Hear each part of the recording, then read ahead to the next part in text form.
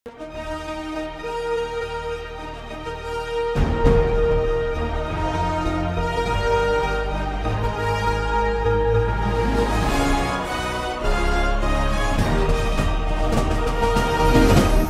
பார்த்து கொண்டிருப்பது உங்கள் ஜாஷ்வா டிவி. சகல ஜனங்களுக்கும் நற்செய்தி.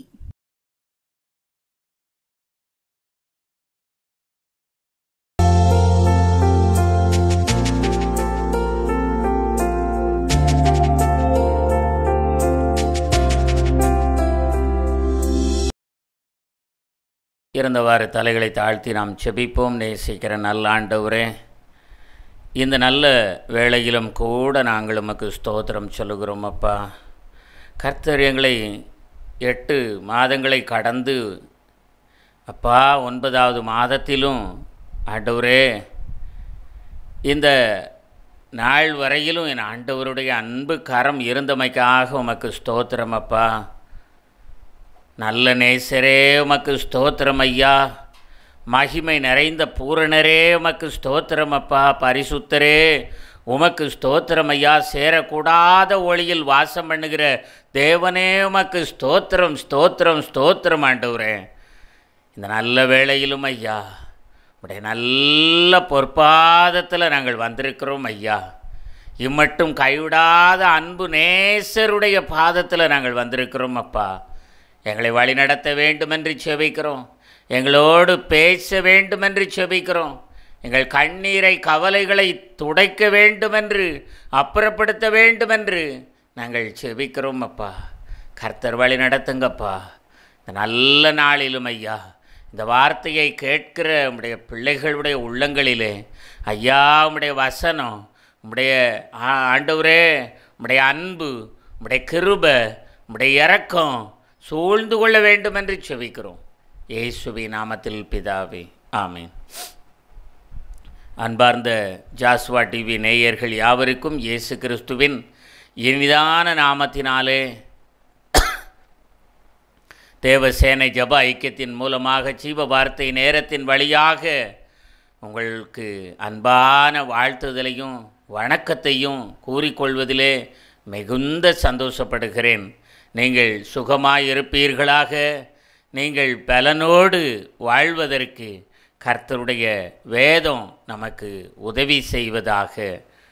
ஒரு சிறிய பாடலை பாடிவிட்டு ஆண்டுடைய வார்த்தைக்கு நேராக நாம் கடந்து செல்வோம். காப்பார் உன்னை காப்பார், காத்தவர் காப்பார், இன்னும் மேனி மேலும் காத்திடுவார். கலங்காதே மனமே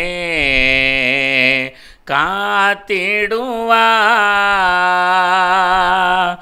கண்டுனை அழைத்தவர் கரம் அதைப்பா, அவர் கைவிடாதிருப்பா.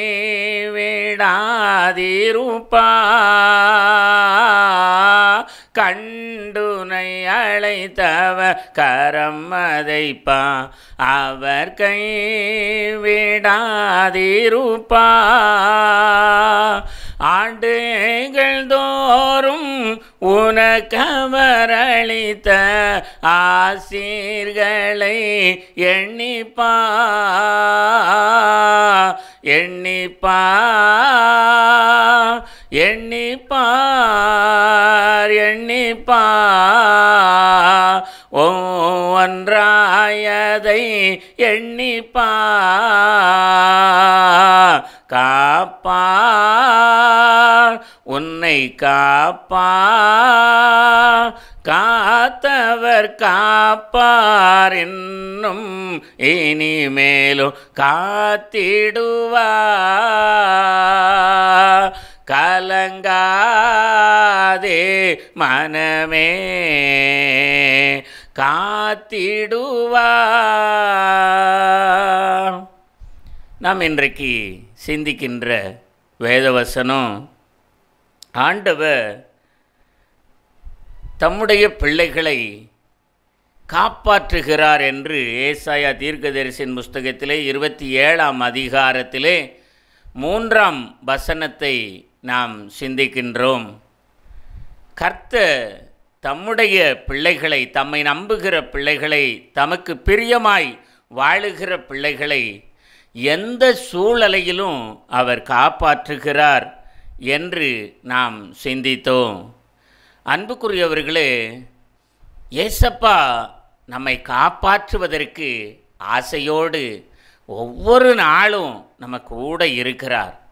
ஏனென்று சொன்னால், அவரை நம்பிக்கையோடு பின்பற்றுகிற பிள்ளைகளை அவர் காப்பாற்றுகிறார். ஒவ்வொரு நாளும், ஒவ்வொரு நிமிடமும் ஆண்டவர் எல்லா விதத்திலும் நம்மை காப்பாற்றுகிறதை நாம் அறிய முடியும். எத்தனையோ வாகனங்களிலே நாம் செல்லுகின்றோம். வாகனங்களிலே செல்லும் பொழுது அநேக நேரங்களிலே நம்மை அறியாமலே சில விபத்து நடப்பது போல தெரியக்கூடிய சூழ்நிலையிலும் கூட கர்த்தர் ஞானத்தோடு நம்மை காப்பாற்றினதை நாம் உணர்ந்திருக்கிறோம். எத்தனையோ விஷ பூச்சிகள், எத்தனையோ காரியங்கள் நமக்கு நேரிடும் பொழுதும் கூட ஆண்டவர் அதற்கெல்லாம் விலக்கி என் பிள்ளையை பாதுகாக்க வேண்டும் என்று தேவன் நம்மை பாதுகாத்திருக்கிறார் அல்லவா? எத்தனை முறை நம்மை பாதுகாத்திருக்கிறார், எத்தனை முறை நம்மை காப்பாற்றி இருக்கிறார். அது அவருடைய நம்மேல் வைத்த இரக்கம். பிரியமானவர்களே, அந்த இரக்கத்திற்காக ஆண்டவருக்கு நாம் நன்றி சொல்ல கடனாளிகளாயிருக்கிறோம். 2 காரியங்களை நாம் சிந்தித்திருக்கின்றோம். ரட்சிக்கப்பட்டவர்களை, ரட்சிக்கப்படுகிற தேவ பிள்ளைகளை ஆண்டவர் காப்பாற்றுகிறார் என்றும், செபிக்கிற பிள்ளைகளை கர்த்தர் காப்பாற்றுகிறார் என்றும் நாம் சிந்தித்திருக்கின்றோம். இன்றைக்கு நாம் சிந்திக்கின்ற காரியம் சங்கீதம் 31 சங்கீதம் 31 சங்கீதத்திலே 23 வசனத்தை வாசித்து பார்க்க வேண்டுமென்று கர்த்தர் விரும்புகின்றார். கர்த்தருடைய பரிசுத்தவான்களே, நீங்கள் எல்லாரும் அவரில் அன்பு கூறுங்கள். உண்மையுள்ளவனை கர்த்தர் தற்காத்து இடும்பு செய்கிறவனுக்கு பூரணமாய் பதிலளிப்பார். இங்கே ஆண்டவர் சொல்லுகின்றார், அவரில் அன்பு கூறுகிற, அவர் மேலே அன்பு வைத்திருக்கிற பிள்ளைகளை ஆண்டவர் காப்பாற்றுகிறார். கர்த்தருடைய 31 சங்கீதம் 23 வசனத்தை வாசிக்கும் பொழுது, உண்மை உள்ளவனை கர்த்தர் தற்காத்து என்று வேதத்திலே வாசிக்கின்றோம். உண்மையாய் வாழுகின்ற தேவ பிள்ளைகளை கர்த்தர் தற்காத்து வாழ்வு அடைய செய்கின்றார் என்று நாம் பார்க்கின்றோம்.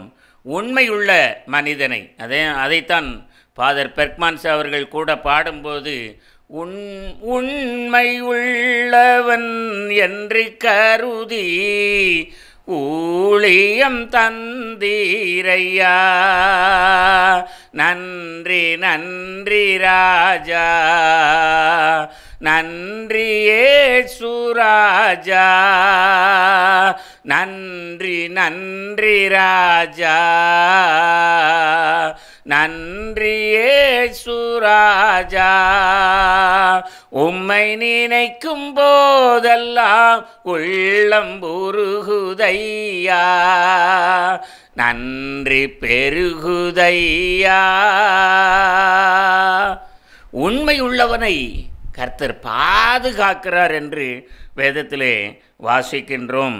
அன்பு தேவ பிள்ளைகளே, நம்முடைய வாழ்க்கையில் உண்மை இருக்கின்றதா என்று வேதத்திலே நாம் சிந்திக்கின்றோம். நம்முடைய வாழ்க்கையில் உண்மை இருக்க வேண்டும். பிரியமானவர்களே, உண்மையாக இருக்கும் பொழுது, இப்போ என்னுடைய கம்பெனியில் வேலை செய்கிற ஒரு சிலருடைய அனுபவங்களை நான் பார்த்திருக்கிறேன்.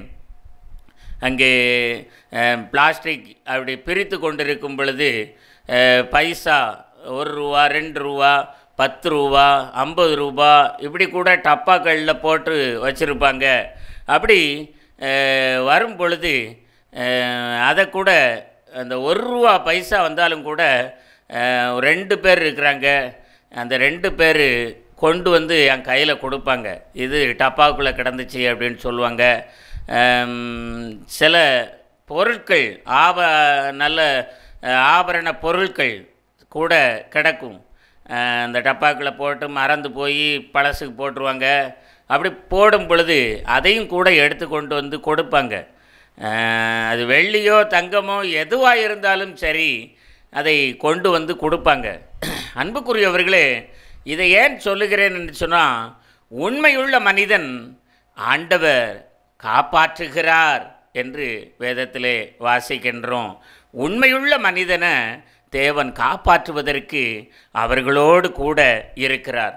உண்மையாய் நாம் வாழும் பொழுது, நமக்கு கொடுக்கப்பட்ட வாழ்க்கையில் நாம் உண்மையாய் வாழும் பொழுது ஆண்டவர் நம்ம கூட இருந்து நம்ம எல்லா விதத்திலும் பாதுகாப்பதற்கு இயேசு போதுமானவராக இருக்கின்றார்.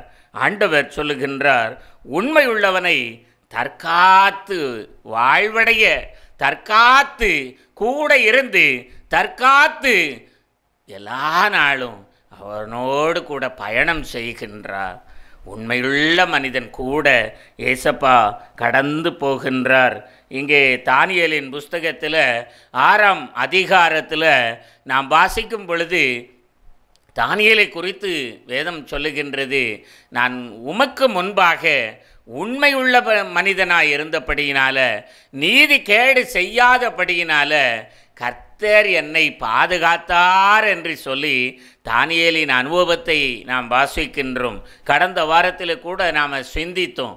அன்புக்குரியவர்களே, கர்த்தர் உண்மையாய் நாம் வாழும் பொழுது, உண்மையாய் வாழும் பொழுது, அதைத்தான் தானியேல் சொல்லுகிறார், நான் உமக்கு முன்பாக நீதி கேடு செய்யலை, நான் உண்மை உள்ளவன், நான் உண்மை உள்ளவன், ஆண்டவருக்கு முன்பாக உண்மை உள்ளவன், மனிதர்களுக்கு முன்பாகவும் நான் உண்மையாயிருக்கிறேன், என்னிடத்தில் உம்முடைய பொருள் எதுவும் இல்லை, நான் யாருக்கும் அநியாயம் செய்யவில்லை. இப்படிப்பட்ட நிலை நம்மிடத்திலே காணப்படும் பொழுது கர்த்தர் நம்மை தற்காத்து காத்து கொள்ளுகிறார், பாதுகாக்கிறார், காப்பாற்றுகிறார்.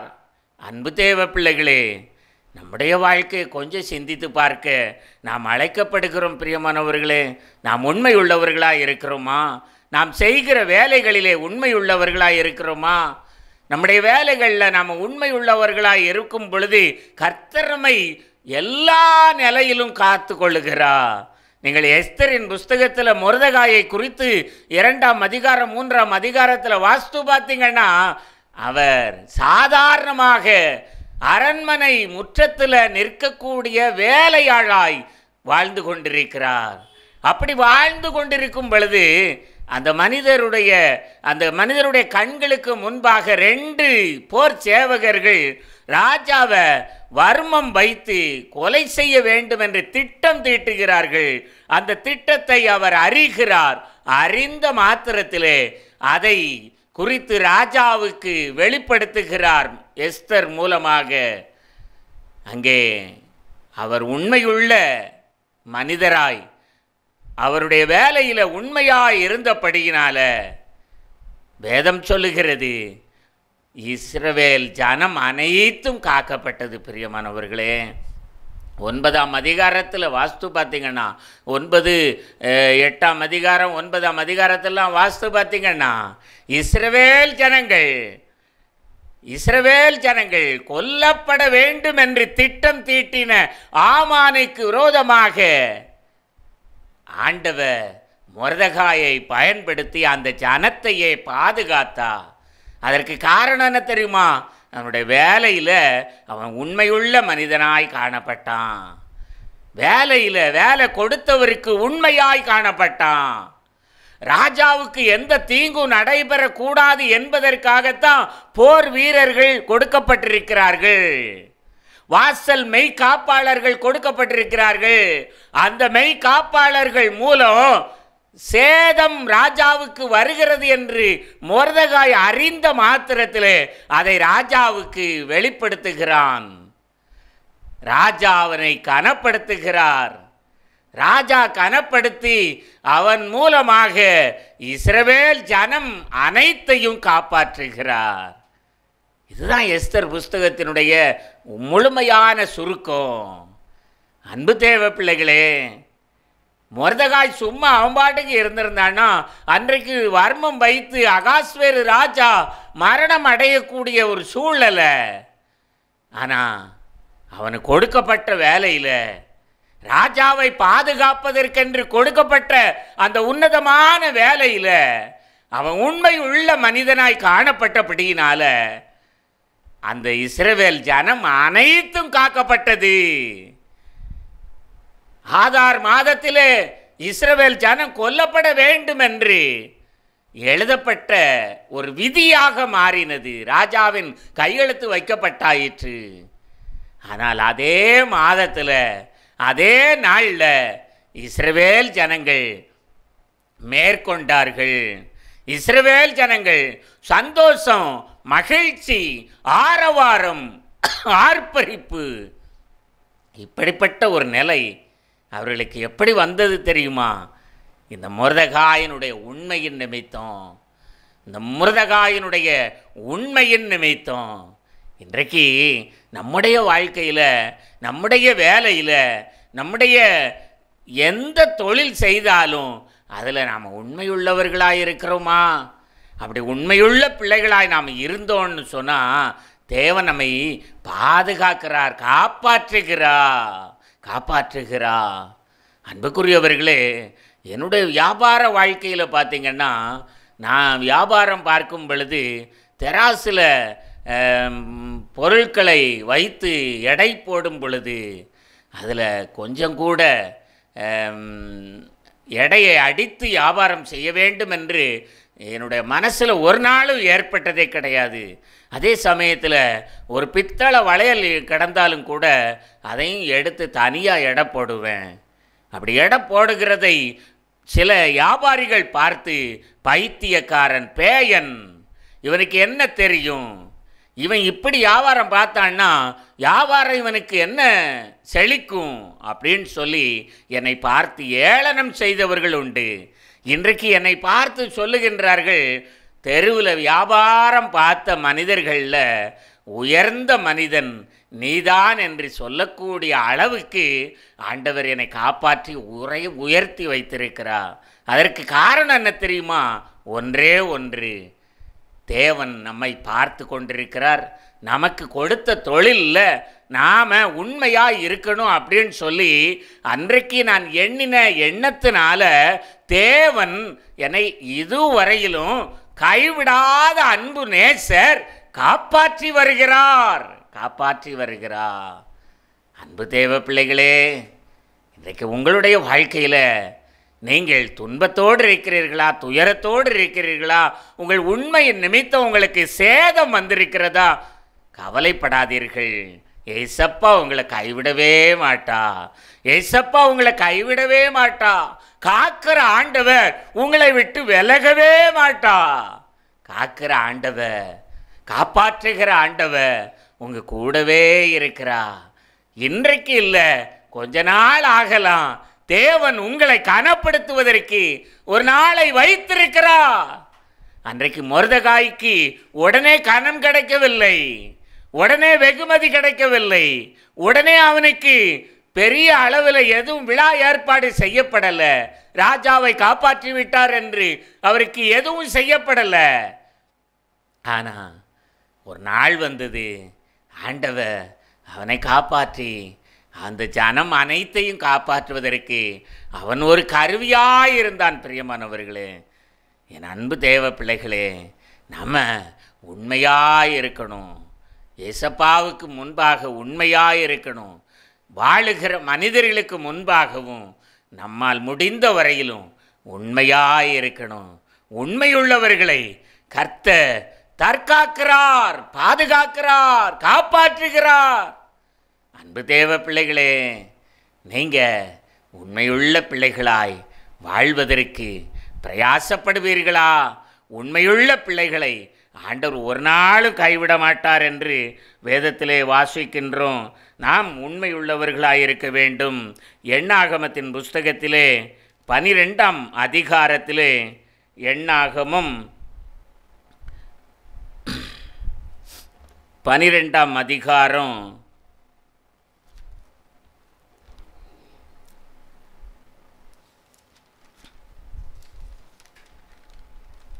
எண்ணாகமம் 12ஆம் அதிகாரம் 7வது வசனத்தை வாசித்து பார்க்கும் பொழுது, எண்ணாகமம் 12:7, என் தாசனாகிய மோசேயோ அப்படிப்பட்டவன் அல்ல, என் வீட்டிலே எங்கும் அவன் உண்மையுள்ளவன்.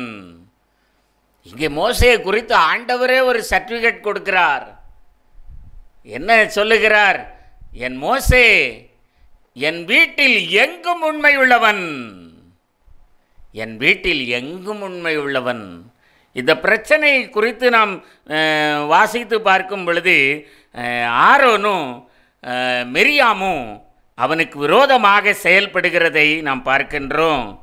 அப்படி செயல்படும் பொழுது, உங்களோடு மட்டும்தான் தேவன் பேசுகிறாரா? எங்களோடு பேசவில்லையா? எங்கள் மூலமாய் கர்த்தர் வழிநடத்தவில்லையா?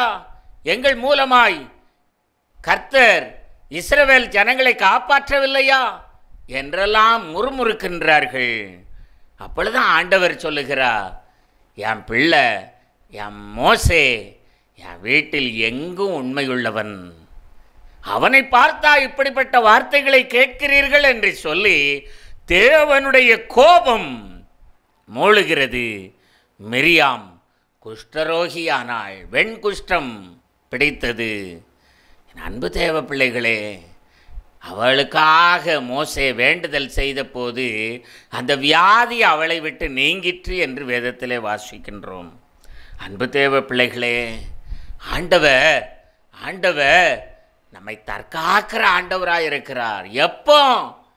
நாம் உண்மை உள்ளவர்களாக இருக்கும் பொழுது. மோசே குறித்து வாசிக்கும் பொழுது, மோசே சகல காரியங்களிலும் வல்லவனாயிருந்தான். ஆனால் அவன் பலத்து மேலே நம்பிக்கையாக இருக்கல. ஆண்டவருக்கு முன்பாக நான் உண்மையாக இருக்கணும், இந்த ஜனங்களை நடத்துகிற பணியை ஆண்டவர் என் கையில் கொடுத்துருக்கிறார், அதில் நான் உண்மையாக இருக்கணும். ஆண்டவர்கிட்ட கேட்காம எந்த காரியத்தையும் அவன் செய்ய மாட்டான். ஆண்டவர்கிட்ட பேசாம ஜனங்களோடு பேச மாட்டான். ஆண்டவர்கிட்ட பேசி ஆண்டவர்கிட்ட வார்த்தையை வாங்கிட்டு தான் இஸ்ரவேல் ஜனங்களுக்கு எல்லா ஆலோசனைகளையும் சொன்னார் என்று வேதத்திலே வாசிக்கின்றோம். அதற்குத்தான் ஆண்டவர் சொல்லுகிறார், என் வீட்டில் எங்கும் உண்மையுள்ளவன். அவனுக்கு அவ்வளவு வல்லமை இருக்கு, அவன் அவ்வளவு பெரியவனாயிருக்கிறான். எந்த காரியத்தையும் தேவனிடத்தில் விசாரிக்காமல் பேசுகிற தன்மை மோசேட்ட இல்லை. நீங்கள் வேதாகமம் முழுவதையும் வாசித்து பாருங்க. ஆண்டவர்கிட்ட கேட்டு வந்து தான் ஜனங்கள்கிட்ட பேசுவான். ஆண்டவர்கிட்ட பேசிட்டு தான் ஜனங்கள்கிட்ட பேசினான். ஆண்டவர் என்ன சொல்லுகிறாரோ அதை மட்டும் சொன்னான். அதில் திரித்து முறுக்கி பேசுகிற மனிதன் அல்ல. அதுக்குத்தான் ஆண்டவர் சொல்லுகிறாரு, என் வீட்டில் எங்கும் உண்மை உள்ளவன், என் வீட்டில் எங்கும் உண்மை உள்ளவன். இடத்து தகராறா அதற்கு ஏற்ற காரியங்களை ஆண்டவரிடத்தில் பேசித்தான் அவர்களுக்கு பதில் சொன்னான் என்று வேதத்திலே வாசிக்கிறோம். என் அன்பு தேவ பிள்ளைகளே, ஆண்டவர் எவ்வளவு அருமையான ஆண்டவர்! இந்த ஆண்டவர் மீது எவ்வளவு பற்று இந்த மோசே வைத்திருக்கிறார்! அவரை குறித்து ஆண்டவர் சொல்லுகிறார், மோசே எங்கும் உண்மையுள்ளவன், என் வீட்டில் எங்கும் உண்மையுள்ளவன்.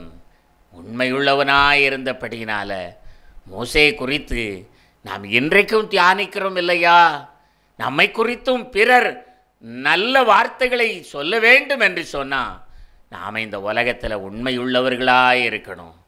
உண்மையுள்ளவர்களை கர்த்தர் காப்பாற்றுகிறார். கர்த்தர் காப்பாற்றுகிறார். சேரக்கூடாத ஒளியில் வாசம் பண்ணுகிற ஆண்டவர் காப்பாற்றுகிறார். அந்த காப்பாற்றுகிற ஆண்டவரிடத்தில் நம்மை ஒப்பு கொடுப்போமா? உண்மையாய் இருப்பதற்கு, உண்மையுள்ள தன்மை நம்முடைய வாழ்க்கையில் உருவாகுவதற்கு இன்றைக்கு ஏசப்பாவின் சமூகத்தில் நம்மை அர்ப்பணிப்போமா? நேசிக்கிற நல்ல ஆண்டவரே, இந்த நல்ல வேளையிலும் ஐயா, இந்த நல்வார்த்தைகளை கேட்டுக்கொண்டிருந்த பிள்ளைகளுக்காக உம்முடைய பாதத்தில் பாரத்தோடு செபிக்கிறோம். நாங்கள் யாவரும் உண்மையுள்ள பிள்ளைகளாய் வாழ்வதற்கு ஏற்ற கால சூழ்நிலைகளையும் ஆண்டவரே வாழ்க்கையின் தன்மைகளையும் நீர் எங்களுக்கு மாற்றி தர வேண்டும் என்று செபிக்கிறோம். சுபாவத்திலே, கொடுக்கப்பட்ட வேலைகளிலே, எல்லா காரியத்திலும் நாங்கள் உண்மையுள்ள பிள்ளைகளாய் வாழ்வதற்கு கிருபை பாராட்டும். இயேசுவின் நாமத்தில் பிதாவே, ஆமென்.